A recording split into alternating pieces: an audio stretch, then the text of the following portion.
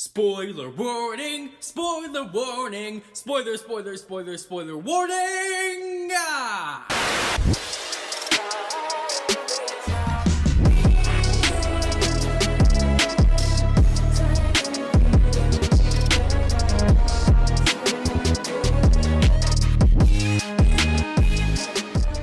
Welcome back everyone, it's time to go balls deep! Attack on Titan Chapter 138 has revealed an outcome we all feared would happen. Oh, no!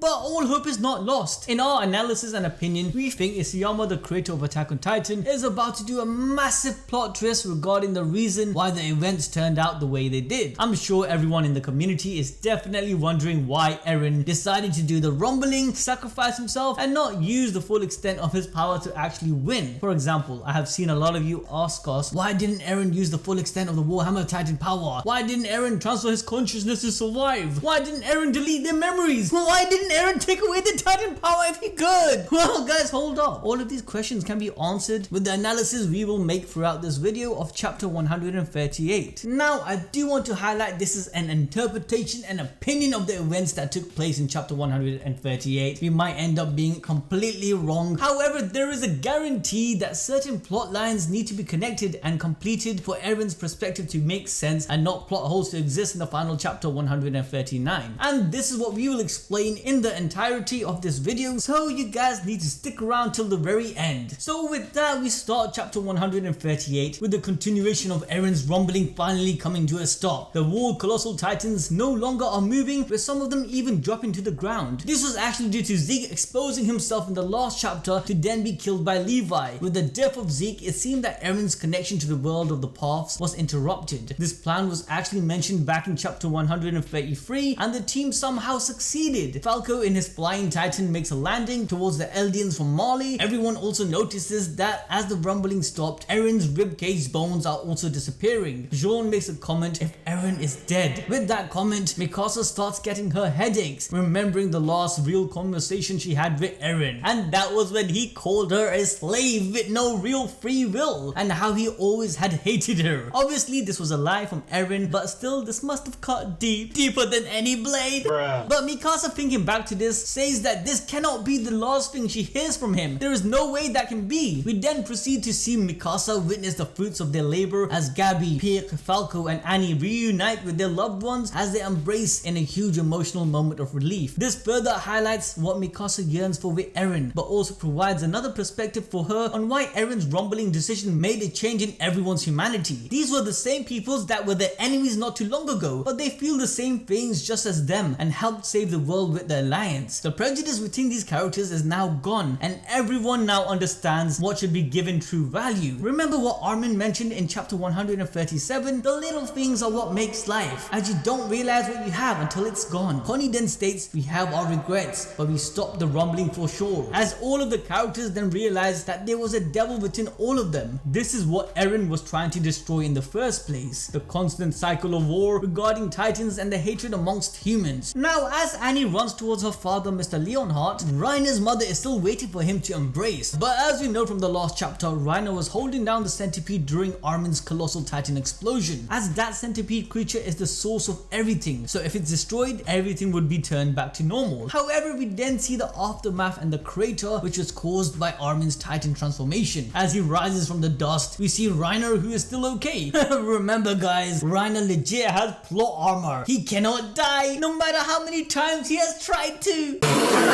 But Armin and Reiner aren't the only ones who lived through this. The centipede titan Nidhogg creature is still alive, and guess what? So is Eren, transforming into a colossal titan around the same size as Armin's. Gabi shouts out about how they need to keep Eren away from the shiny centipede, as it will reattach itself back to him and will reactivate all of Eren's founding titan power along with the rumbling. The guys quickly realize that they can't kill the centipede. The only way to truly stop the world's end end is to kill Eren. Pieck and Falco gives their parents the final goodbye as Mikasa and Armin ponder on why things must end this way. We then go back to Annie's father, where the captain helps Mr. Leonhardt to stand up, and the common people of Marlians and the aliens stand together for the first time as Annie and her father finally reunite. However, suddenly a wave of smoke coming from the centipede creature swallows the scene. Connie quickly realizes that this smoke is the exact same one that Zeke used against Ragakor village. It seems that this Nidhogg centipede creature is preemptively acting on its own to survive, using whatever it can, including the control of the Eldians around it. The smoke, when exposed to the Eldian people, will trigger the pure Titan transformation. Levi then tells Mikasa and Pieck to get on top of Falco in a frenzy. Pieck, who is still in shock, realizes the impending fate of the people she loves, as Levi tells her that the Titan shifters and Akamens are exceptions to turning into pure Titans. Falco then flies away, carrying everyone from this terrible fate. However, Connie and Jean, holding each other like brothers in arms and coming to terms with the inevitable fate of them becoming pure Titans. They say, this is the end for us. They're leaving it to us, the Scouts way. Connie then says, do you remember, Jean? During our graduation, we ended up saving the world because of you. Where at that point, we can only assume that these two then ended up becoming pure Titans. But again, all hope is not lost. This is because if Eren is defeated and the centipede dies, the curse of Ymir should also be lifted. The pure Titans should,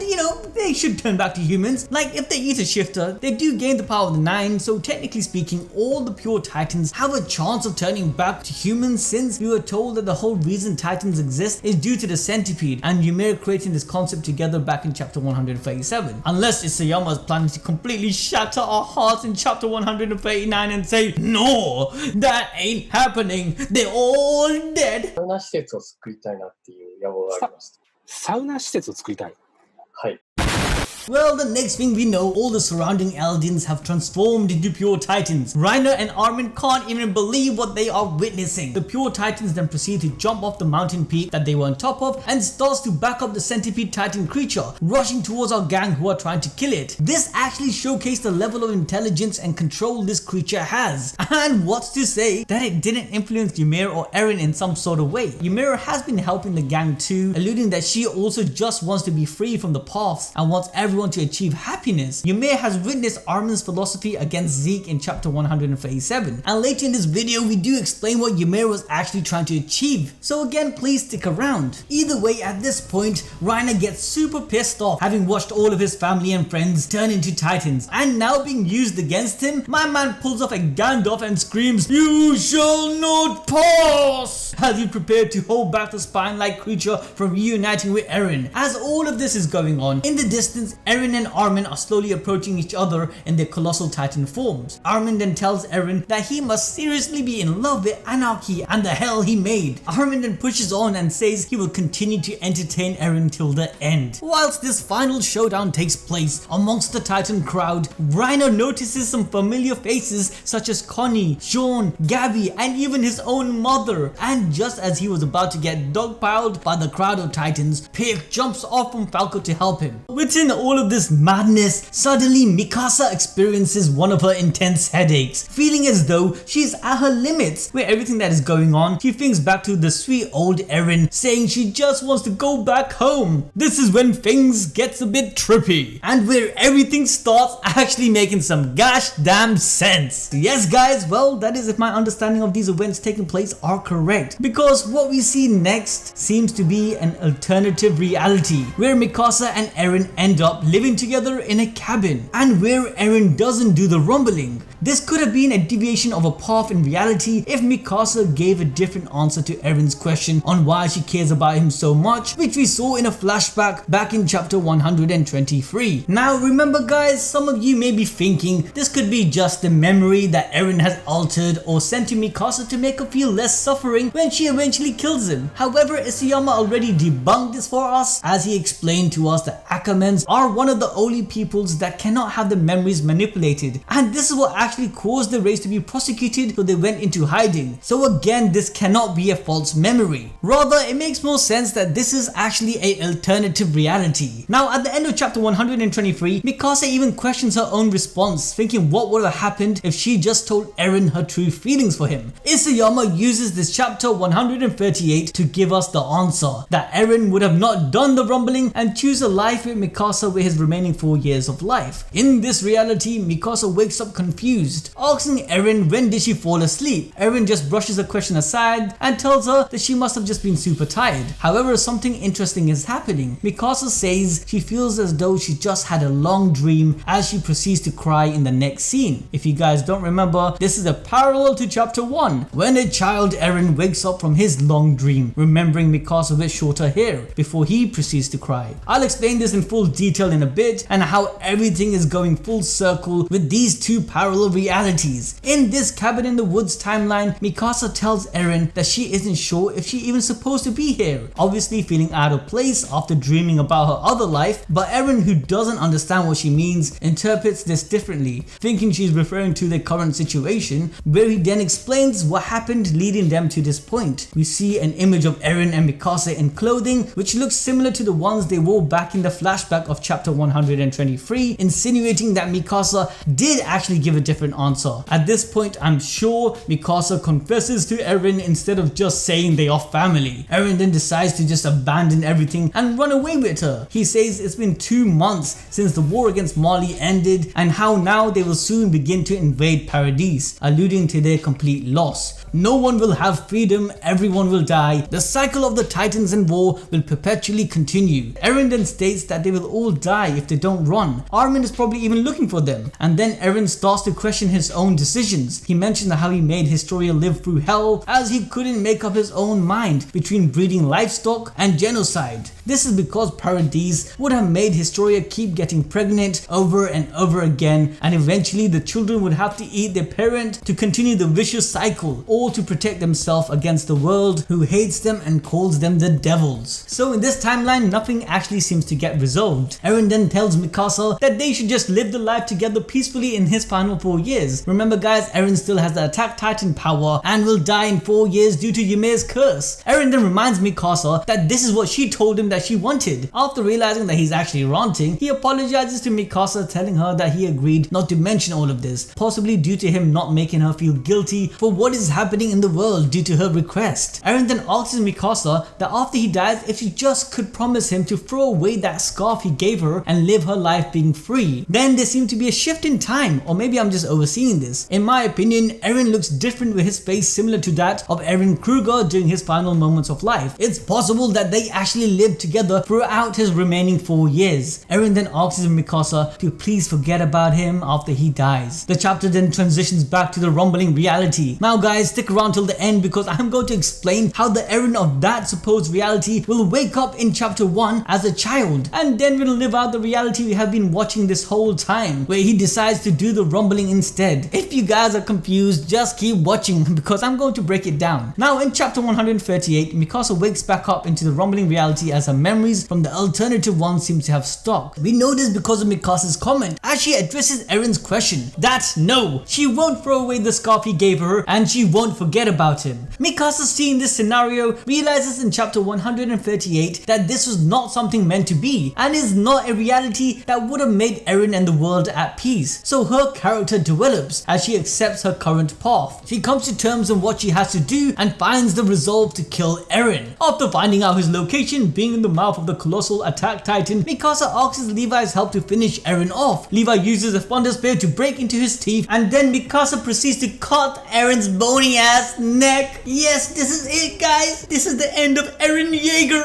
Oh no, my boy. But just before we get to the last page, we see the final moments of the alternative Mikasa x Eren reality. Eren, dying from the curse of Ymir, is sitting down as Mikasa gives her final words of goodbye, saying, "See you later Eren," and bam! Isayama is a genius! Because when Eren dies due to the curse of Ymir in this timeline, when Mikasa and Eren live together, Mikasa telling him "see you later Eren" links back to chapter 1, where this Eren wakes up from this reality as his child self under the tree as the child Mikasa approaches him. Eren wakes up from his dream hearing Mikasa's last statement from his future self in chapter 138. He wakes up as though he has lived a long dream because he actually did did live it. It wasn't a dream, but an alternative reality. It also seems that Mikasa understood this because of her last statement. It's very possible that Mikasa knew that Eren will see her again in the past, waking up from his dream, as we all see back in chapter 1. I hope all of this is making sense. What I'm trying to say, there's two realities, one where Eren ended up with Mikasa and one where he ended up doing the rumbling. The reality where he ended up with Mikasa left Eren with a lot of regret, since in that reality he wasn't able to save anyone in Paradise. Historia more than likely was forced to become a Titan so they could defend himself against Marley's attack. No real peace was achieved, the curse of Ymir lived on, and the war regarding Titans kept happening. History kept repeating itself for the worse, rather than humanity moving forward and striving for the freedom that Eren sought for his whole life. Therefore, connecting these dots, either Eren sent himself memories in time to redo everything and activate the rumbling, which was the only means to achieve world peace, or Ymir, who witnessed everything, was able to send this information back to Eren, henceforth the title of the first chapter, To You 2000 years from now. Now, chapter 1 and chapter 123 represents the entire time loop that is occurring. For Ymir, she is seeing everything that's happening, and since time is irrelevant to her, she was able to perceive this reality and place it inside of Eren, who is one of her subjects. She was also able to allow Eren to do this to Eren Kruger, and later she also done it to Mikasa, which could also be the reason that Mikasa has been having headaches as two realities are clashing each other. And whenever something is linked back to Eren, the reality of them being in love and ending up together is being disrupted. Imagine Ymir is a fourth dimensional being looking down towards us who are three dimensional. She would be able to see a completely different perspective of our actions and feelings that we wouldn't understand until we keep moving forwards. As Eren states, to understand and learn from the mistakes that humanity makes. Also, a quick note is that the scene from chapter 1 is also highlighted in chapter 130. This is right before Eren activates the rumbling. We see a scene of a bird flying in the sky, perpetuating the freedom that Eren strives for, and it cuts to a statement saying, "I wonder where it all started." Chapter 1 is then shown with Mikasa looking at Eren sleeping, living the dream through the paths. The pigs are then shown who are linked to Ymir, who are locked up. Let's not forget that Ymir is the one that freed them and ended up starting this cycle. And please remember that even Eren Kruger mentioned the cycle that they need to break. However, in chapter 130, we are told by Eren that it doesn't matter where it all started, because even if all of this was set in stone from the very start, even if all of this is what he wanted, everything is still ahead. We then see memories of Eren of the path that he is shaping for himself as he is following it till the very end to change reality, which was the one where he ended up with Mikasa and where the cycle of hatred never broke. However, instead of Mikasa this time around, the chapter connotes everything back to Historia. In chapter 138, we know Eren regrets what he did and mentions Historia living through hell. We see the conversation of Eren and Historia where he states the only way to put a final end to the cycle of revenge born from hate is to bury that history and civilization that created it deep in the ground. Eren even states to Historia that he won't let her live that shitty life of children eating their parents. Unlike the Eren from Mikasa's memory in chapter 138 where he regrets it, he tells Historia to stay quiet until he activates the rumbling, and then if she wants he can alter her memories so she can live peacefully. Chapter 130 continued to juxtapose Eren's decision to either pick Mikasa or Historia, but it shows the path where Eren made up a lie regarding headaches that Mikasa gets, as Zeke debunks the idea stating that Mikasa is simply in love with him, and Eren knows the truth that she is. However, he couldn't go through with it as it wouldn't lead to a successful path as shown in chapter 138. That's why after hearing the truth from Zeke, we see a depressed Eren thinking about making the other decision of Historia, asking his brother if he should have kids. This links back to our video that we did not too long ago explaining how Eren pushed Historia to have a child and how he might be the baby daddy. We gave 3 options that will come true from that video. Either Eren is the father, Ymir will be reincarnated, or Eren isn't the father but orchestrated for Historia to get pregnant and the baby will be the first to gain true freedom. A mix and match of these options will come true. Either way, Eren is involved. So again, what I'm trying to say is that there are 2 realities where one Eren picked Mikasa but ended up not working out due to the cycle continuing, whereas picking Historia, getting her pregnant and then doing the rumbling would be the true victory for the world as it would create peace. Eren's child would then live in this world of peace that he had created as he stated in chapter 130 in his conversation to Zeke. And again, Eren by being a powerful non-human enemy where humanity would unite and stop fighting itself and just focus on him. Remember guys, this is what Keith shaded also told Eren back in chapter 12. In essence, the Titans' existence was for humans to stop fighting each other but a common enemy. Eren said this was a shitty idea, but the irony is he took this and became the focus of hatred for the world to unite. And this was the Eren Requiem theory, which we spoke about for a month. This chapter then ends with Eren's sliced up head being held by Mikasa as she then kisses his decapitated head. Yeah guys, that's literally what happens. Ymir just stares and smiles, which is kind of creepy, you know, but it implies that she's happy with the events that unfolded. In all honesty, this is what Ymir wanted. She foresaw this reality would be the one where the world would unite together in the end. After Eren's rumbling, the world, Mali and Paradise will make a peace treaty and work together. A round table of democracy will be made. Maybe even a system similar to her own, you know, similar to NATO, or hopefully a much better version of it. In fact, Isayama in an interview mentioned how he took things personally by Game of Thrones and how he cannot speak about Game of Thrones ending due to something of it being similar to Attack on Titans. And if you go back to the Game of Thrones ending, by the way guys, spoiler alert, Jon Snow killed Daenerys, who he loved, just like Mikasa killed Eren. Then the world formed a democratic union where hierarchy and oligarchy were challenged. This might also happen in Attack on Titan. This is Eren's Requiem. To make a new world, he had to destroy it. Ultimately, this is how world peace will come about. And that's it for this video guys. If you enjoyed it, please smash that like button. Let us know what you guys think about our theory. Do you agree with it? Do you disagree? Give us your thoughts down in the comment section below. And don't forget to ding the notification bell to keep yourself updated and to stay in the same page as the rest of the community. And with that guys, I'll catch you till next time.